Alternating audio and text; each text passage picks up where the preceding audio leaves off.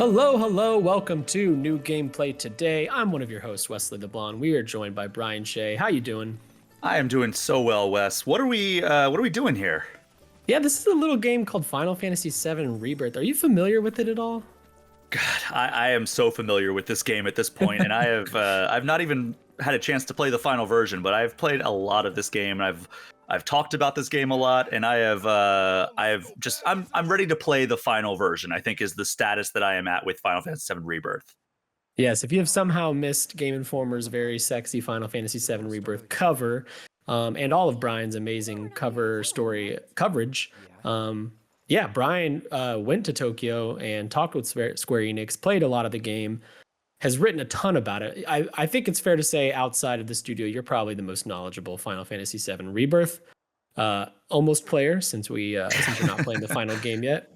Yeah, I mean, I spent about probably at this point almost 6.5 hours with Naoki Hamaguchi in terms of like just all the time that I've spent with him in interviews, and we had lunch together. So like, yeah, I've spent quite a bit of time with the creators up behind it. I also got 2 hours with Tetsuya Nomura, about 2.5 hours with Yoshinori Kitase, and also some time with Motomu Toriyama and Teruki Endo. So all kinds of time spent with the creators. And I've also probably played about 4 or 5 hours of this game at this point. So do you know what happens at the end of this game in the Forgotten Capital? Did they tell you? Please tell me.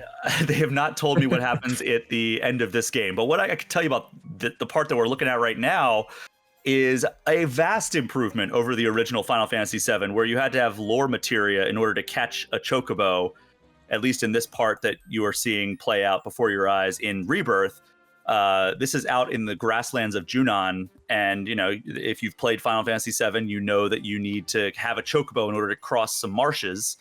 Yeah. And this is how you do it this time. It's just a very simple stealth section, and you have to sneak past those other two Chocobos, and now Cloud is going to throw a little stone. Oh my god, that's a big stone. Yeah, well, I mean, you see how big his sword is, so he's got some muscles there. So he can throw a giant stone to get his attention, and then just hop on. And now he's your Chocobo. Much better than having to have the lore materia equipped and have a Chocobo join the battle and defeat all the other enemies before the Chocobo runs away. That frustration seems to be completely gone. Thank goodness. So yeah, now at this point, you have this Chocobo. Pico is his name. And you can call him at will. So now you no longer have to explore on foot, which is very, very helpful because these open areas are rather large. Yeah, we're going to show a little bit of the open area here in some combat, but like so just for reference, you did a lot of Final Fantasy coverage for our cover story, but this is from a recent preview event you went to. Did you get it? How big are we talking here with this open world? Is it like huge, or is it like smaller scale? Like how do you feel about it? Well, I've only seen the Junon section of the world, so it is. It remains to be seen how big any other areas that you might go to. But the Grasslands portion that I have seen is pretty large. I mean, it's not like I don't know. I don't want to like compare it to any other because I've only seen like small portions of it, but the map seems pretty substantial.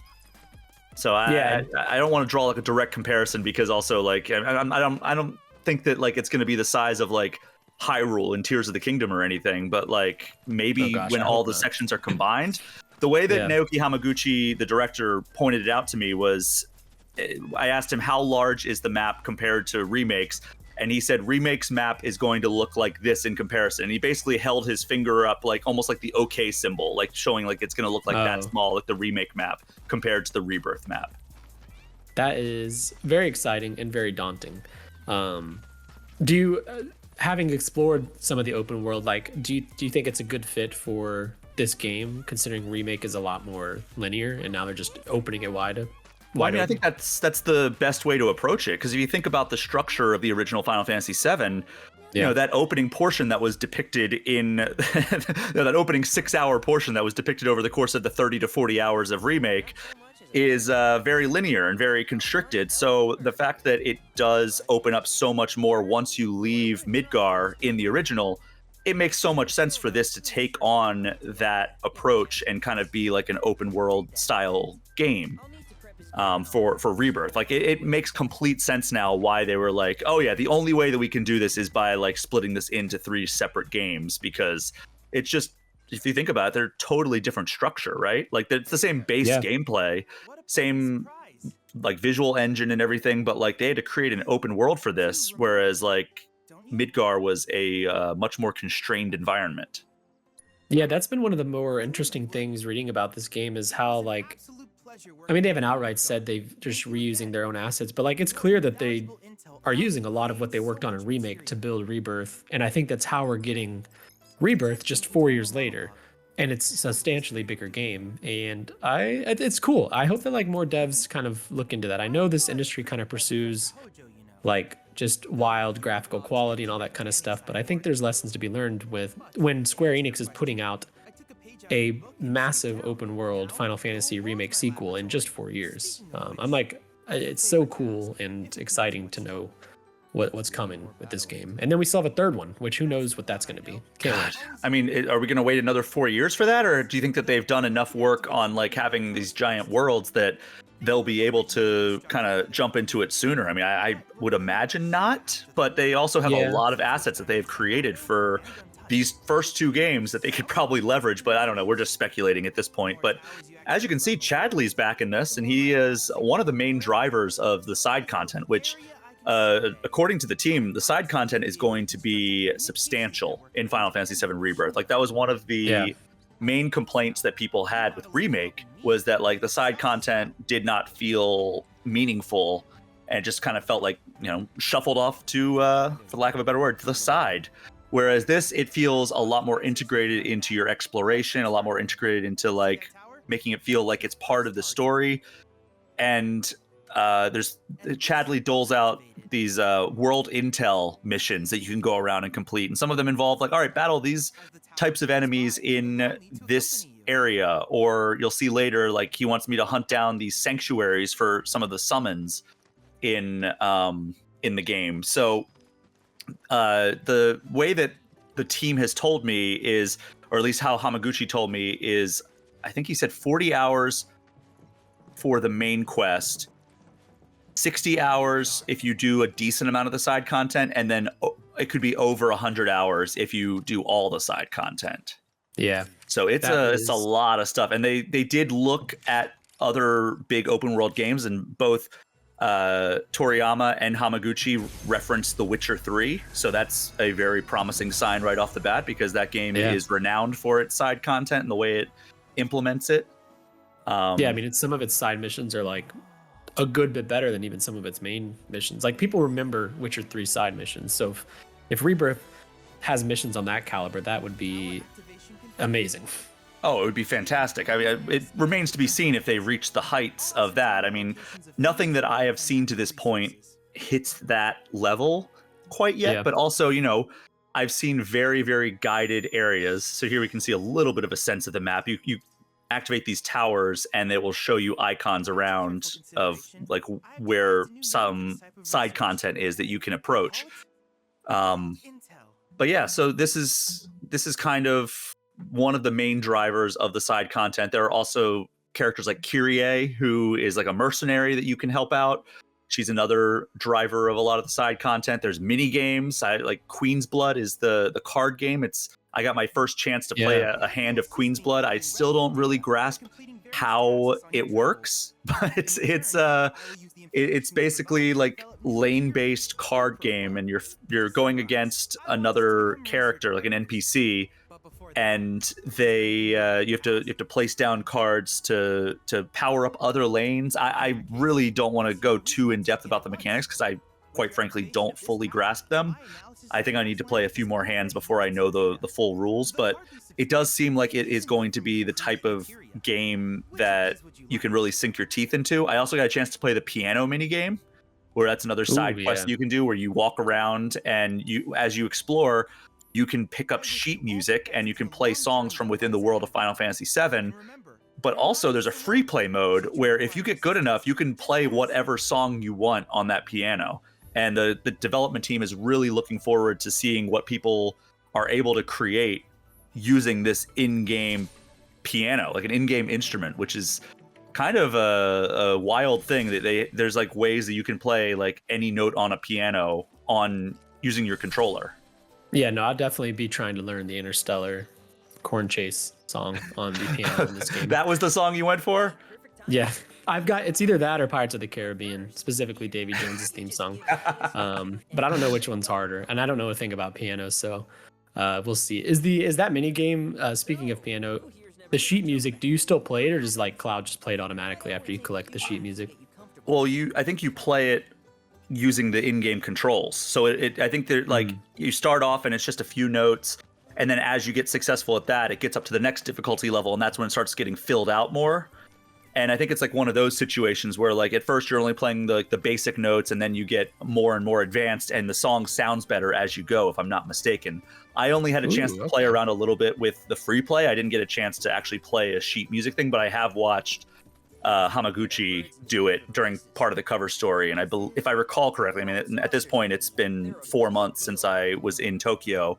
So I don't fully recall how it worked out. And also the more impressive part was he showed me a video of the best Final Fantasy VII Rebirth piano player on the dev team playing a song that was popular in Japan. And that just wowed me. There was a camera on her hands playing, and then like the camera up top, or the gameplay up top, and it was like, wow, this is that kind of blew me away, like how good this developer was. She was fantastic.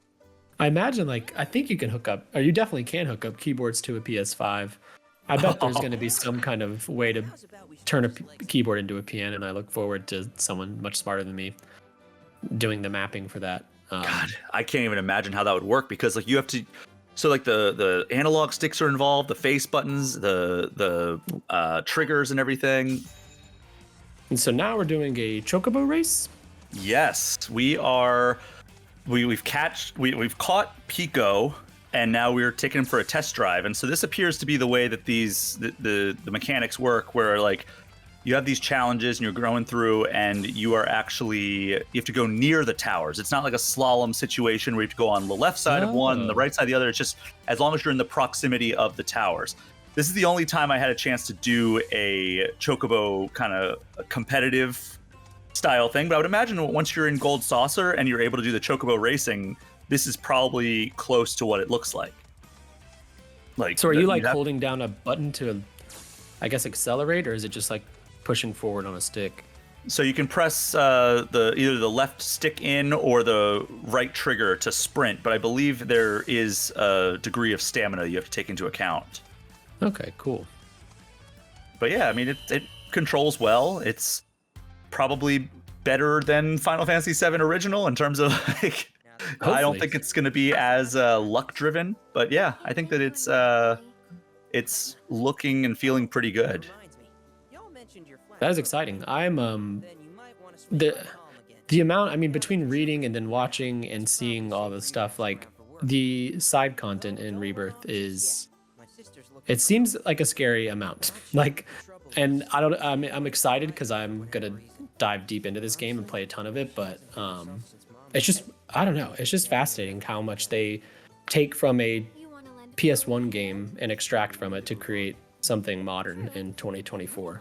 Well, it's kind of wild because, you know, even like it almost feels like the further back you go in the Final Fantasy series, the more work it would be to remake them, and not from like a technical standpoint. Like obviously any older game, to bring it to this level is just a complete monumental effort, probably as much effort as it is to make an all new game, aside from like you don't have to basically write a whole new story in terms of like the outline. Obviously they wrote a ton of new story elements in here.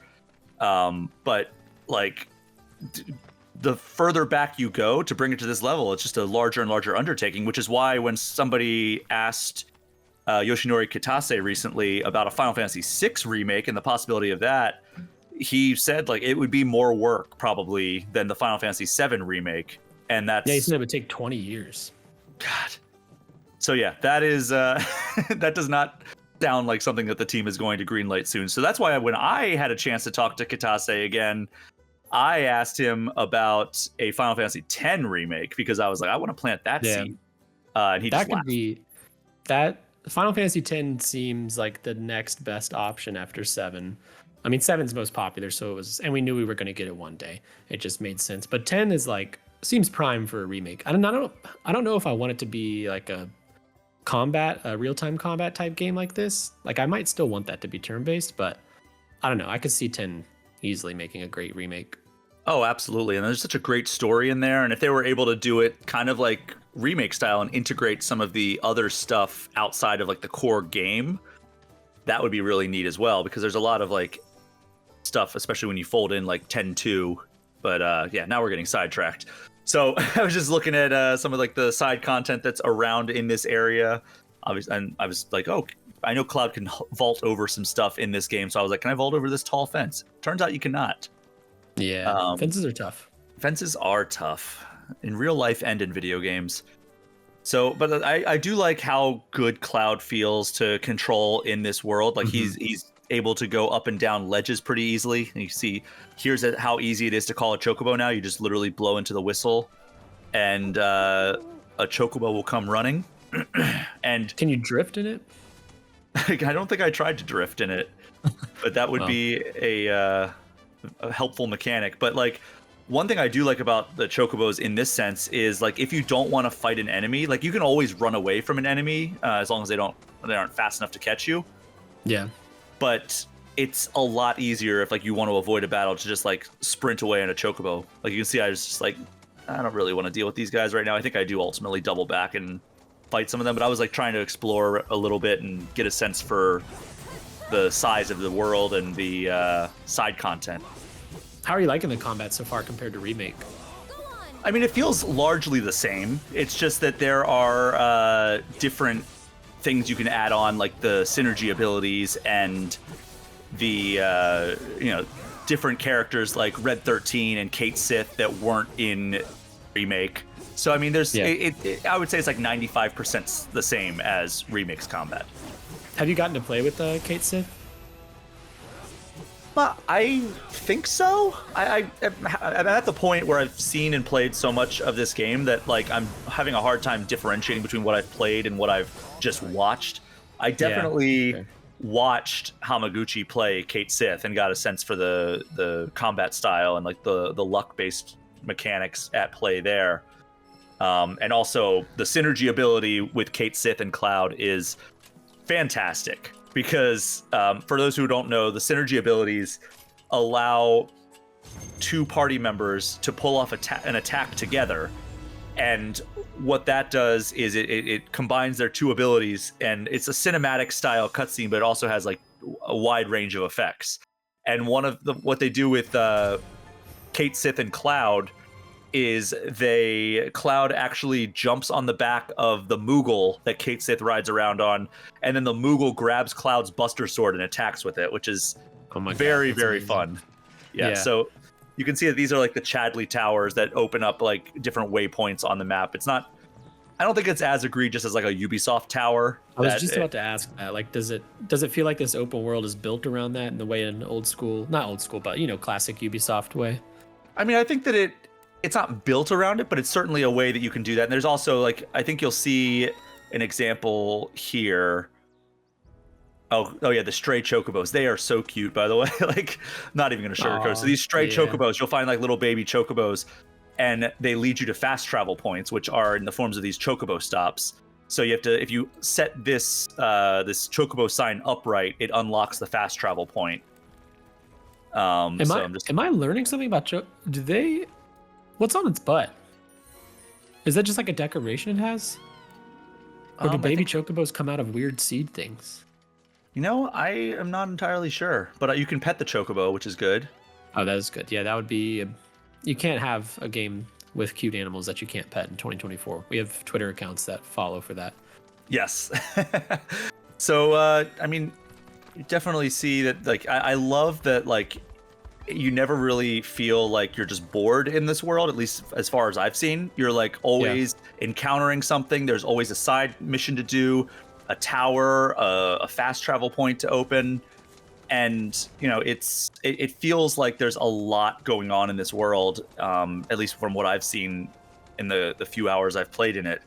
And it's pretty engaging so far. So right now we're making a beeline for the marsh I also take the opportunity to use some of the this Chocobo's ability to find treasures.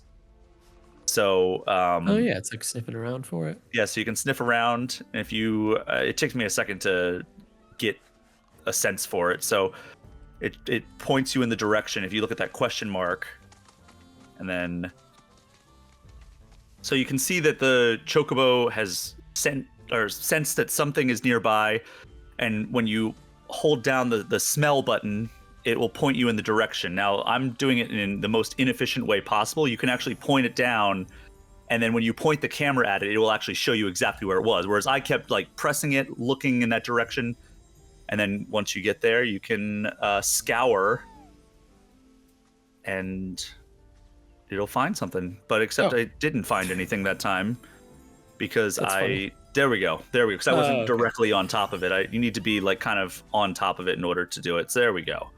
I see. Chocobo found something. I don't know what it was, but it found something. Congratulations to that Chocobo. But here we are. We're coming up on the marsh. As you are well aware, there is, if you've played Final Fantasy VII, in this section, there is a monster that lives in this marsh. And if you try to swim, you're slow enough that the monster can catch you. But if you have a Chocobo, you're fast enough to not get caught. So that's what we're doing right here. We're just kind of exploring the marsh a little bit. But then, Ooh, there's something up ahead. There's something shining. And I'm not the only one who spots it because Chadley will chime in here in a second. Hey, Cloud. Which, by the way, very good sound when Chadley calls you. Yeah, I like Chadley. I know people hate on him for some reason, but Chadley's cool. So guide stones, that's what that shining rock is up ahead. And basically it pushes you in the direction of a sanctuary.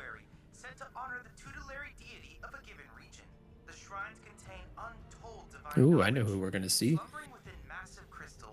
I can use this knowledge to strengthen your summoning materia, so I encourage you to seek out said sanctuaries.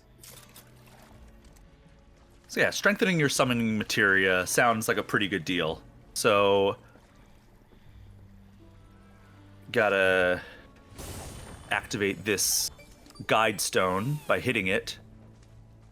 That's just like Clive. And then it wants me to go up this wall, so the Chocobo is not going to be going with me. So as they pointed out, Chadley is telling me about Titan. Thus did a vast swath of land rise from the sea, becoming the Grasslands. This parkour stuff is new for Cloud too. If you haven't played Remake, he's not that capable or agile. I mean, the game's not really built around climbing, but in Remake, a lot more exploration it seems, and Cloud and Party can like climb up cliffs and all that kind of stuff. Well, cool. In the 4 years since Remake came out, I guess Cloud had a chance to play the Uncharted trilogy. Or I guess there's 4 games or 5 games in that series. 6 games, God.